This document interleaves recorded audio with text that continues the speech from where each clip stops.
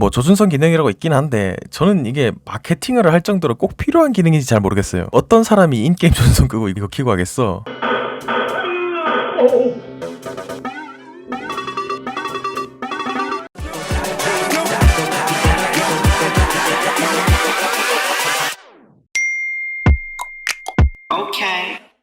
안녕하세요. 오늘은 제가 6개월 동안 사용한 게이밍 모니터 알파스캔에서 유통하는 AOC C27 G1 커브드 모니터에 대해서 리뷰를 합니다. 가격은 30만원 초반대. 절대 돈이 없어서 쓰던 걸 리뷰하는 게 아니에요.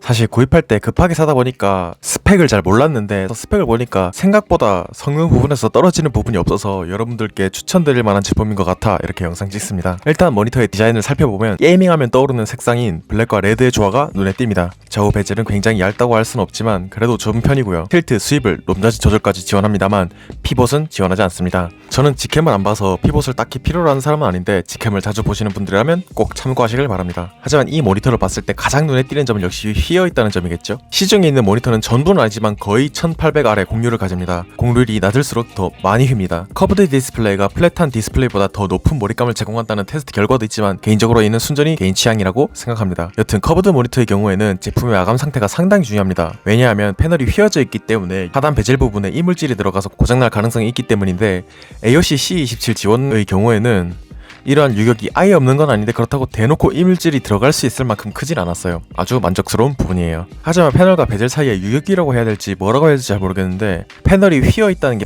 팍팍 느껴집니다. 양쪽의 베젤하고 패널의 경계선을 잘 보면 패널이 살짝 휘어져 있는지 굽어있다는 게 굳이 신경 쓰지 않아도 눈에 보일 정도예요. 이게 잘 이해가 안 가시면은 갤럭시 시리즈의 엣지 디스플레이처럼 생각하시면 쉽습니다. 논글레어 방식의 코팅이 되어 있기 때문에 주변에 빛이 있더라도 모니터가 반짝거려서 거슬리는 일이 없어요. 하지만 논글레어 방식이 약간 흐릿해 보인다고 글레어 방식을 좋아하시는 분들도 있으니 이건 그냥 취향 차이. 그리고 하단 스탠드를 살펴보면 이 부분은 좀 아쉽다고 할 수 있을 것 같아요. 물론 스탠드가 크면 더 단단하게 받쳐줄 수 있겠지만 이게 상당히 자리 차지를 많이 합니다. 그런데 이 모니터는 내장 스피커가 없기 때문에 컴퓨터에서 따로 스피커나 헤드셋을 연결하지 않으면 소리를 내지 못하기 때문에 모니터에서 직접 스피커를 연결해야 하는 걸 생각해보면 하단에 스피커를 놓을 공간이 상당히 애매해져서 아쉬운 편이에요. 역시 스탠드는 델 모니터가 한 수 위라고 생각해요. 정 이게 불편하면 배꼽하기 100mm 배사 마운트와 호환이 되기 때문에 모니터 암을 따로 구입하시는 것도 나쁘지 않을 것 같아요. 스탠드 하단부가 자리 차지를 많이 해서 불만인 것과 다르게 이 모니터는 틸트, 스위블, 롬자지 조절까지 되기 때문에 동스펙의 더 저렴한 중소기업 제품과는 차별화된 점이라고 할 수 있겠죠. 저는 이게 가장 큰 장점이라고 생각해요. 하여튼 아무런 세팅을 하지 않았을 때 화면은 약간 누리끼리한 감이 있는데 크게 신경 쓸 정도는 아니고 색 재현력은 NTSC 기준 72%의 색 영역을 지원합니다. 응?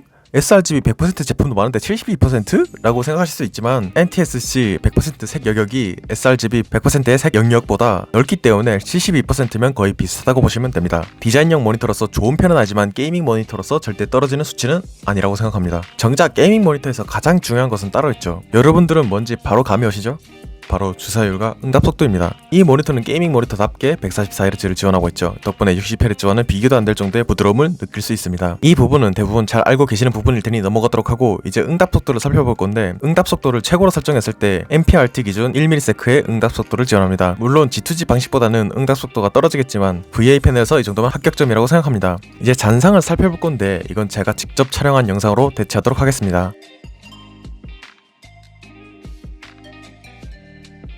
뒤에 잔상이 남는 걸 확인할 수 있죠? 이건 개인 차이긴 한데 TN 패널을 쓰시는 분은 잔상이 잘 느껴지실 수도 있지만 저는 개인적으로 못 쓸 정도로 잔상이 심하게 느껴지진 않았습니다. 잔상이 거의 남지 않는 패널의 모니터를 사용했던 분들이라면 개인에 따라서 잘 느껴지실 수도 있다는 점 꼭 확인하세요. 이제 마지막으로 부가 기능을 살펴볼 건데 상당히 푸짐합니다. 국밥이 따로 필요가 없어요. 일단 가장 눈에 띄는 기능이라고 한다면 프리싱크와 G싱크인데 G싱크 지원 모니터는 아니지만 G싱크 컴피티블을 지원하기 때문에 라데온 그래픽카드가 아닌 지포스 그래픽카드를 사용하더라도 프리싱크를 사용할 수 있다는 게 장점이죠. 참고로 프리싱크와 G싱크는 둘 다 게임을 할 때 화면이 찢어지는 듯한 티어링 현상을 방지해주는 기능입니다. 기존의 수직 동기와 V싱크의 경우는 프레임 드랍이 일어나거나 스터더링 현상이 많이 발생하기 때문에 프리싱크, 특히 시장 점유율이 아직까지는 지포스 그래픽카드가 훨씬 높기 때문에 G싱크 컴패티블은 확실한 장점이겠죠. 두 번째로 눈에 띄는 점은 바로 플리커 프리 모니터라는 점이죠. 일반 모니터의 경우 매우 빠른 속도로 깜빡이기 때문에 오래 사용하면 눈이 쉽게 피로해지는 현상이 발생합니다. 이 모니터는 플리커 프리, 즉 깜빡임 현상이 없기 때문에 오래 사용해도 피로감을 줄여준다는 게 제조사 의견이고 사실 저는 잘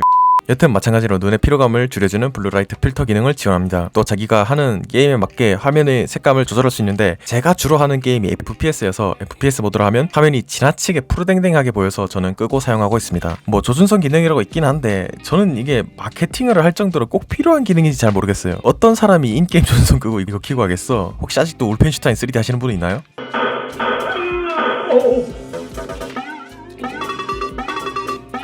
다른 기능으로는 사용자가 원하는 응답 속도를 설정할 수 있는데 보통 이런 오버드라이브 기능을 지원하는 모니터들은 공통적으로 오버드라이브 기능을 켰을 때 극잔상이 나타납니다. 저는 개인적으로 잘 느껴지지 않았는데 이것도 아까 잔상처럼 예민하신 분들이나 기존 TN 패널 같은 빠릿한 패널을 쓰시는 분들은 꼭 참고하셔야 될 것 같아요. 또 FPS 카운터 기능을 지원하기 때문에 게임별로 따로 설정을 하지 않아도 FPS를 바로 확인할 수 있다는 장점도 있습니다. 이건 144Hz가 넘어가면 표시가 안 되니까 이 점 참조하시고, 마지막으로 꼭 해야 할 말이 있는데 유통을 무려 알파스캔에서 하죠. 옛날에 애가 모니터를 부숴먹었는데 공짜로 AS를 해줬다는 그 회사예요. 악용하지는 마세요. 그러니까 AS는 기본적으로 무상 1년인데 후기나 리뷰 같은 걸 올리시면 이제 2년으로 늘어나는 그런 방식입니다. AS로는 한 번도 문제가 나온 적이 없는 기업이기 때문에 그 부분은 안심하셔도 된다. 여튼 할 말은 다 한 것 같으니 결론 내려봅시다. 전반적으로 괜찮은 모니터예요. 시야가 구수하고 디자인용 모니터급은 아니지만 게임용으로 충분한 색 영역을 지원하고 프리싱크뿐만 아니라 G싱크 컴패티블도 지원하기 때문에 엔비디아 그래픽카드를 사용하시는 분들도 G싱크를 사용하실 수 있고, 플리커 프리 제품이기 때문에 오래 사용해도 피로감이 덜하고 응답 속도가 빠릿한 편이고, 피봇이 안되는 게 아쉽지만 틸트, 스윕을, 놈다지 조절은 상당히 부드럽게 잘 작동하는 편이고, 특히 알파스캔 AS는 상당히 안심이 되는 편이에요. 그 안심에서 오는 만족감이 상당합니다. 다만 아쉬운 점은 약간이나마 잔상이 남는 편이고, 아까 말했듯이 피봇 지원이 안되고 오리지널 G싱크를 지원하지 않는 것도 아쉽지만 가격을 생각해봤을 때 그건 너무 도둑놈 심보인 것 같고, 화면의 끝부분이 엣지 디스플레이처럼 휘어있는 거 이거 엄청 신경 쓰입니다. 생각보다. 스탠드 또한 지나치게 공간을 많이 차지해서 내장 스피커가 없음에도 불구하고 스피커를 설치할 공간이 애매해진다는 것 또한 단점이라고 할 수 있겠어요. 저는 이 정도 되면은 상당히 괜찮은 것 같아요. 아주 다른 중소기업 모니터보다 저렴해서 가성비가 뛰어난 편은 아니지만 일단 알파스캔 AS 그리고 이제 틸트, 스윕을, 엘리베이션까지 생각을 했을 때는 괜찮은 것 같아요. 6개월 정도 사용한 사람의 입장으로서는 상당히 괜찮은 모니터인 것 같아서 이렇게 리뷰 올립니다. 오늘 리뷰는 여기서 마치고 도움이 되셨다면 구독, 좋아요, 댓글 남겨주시는 거 잊지 마세요.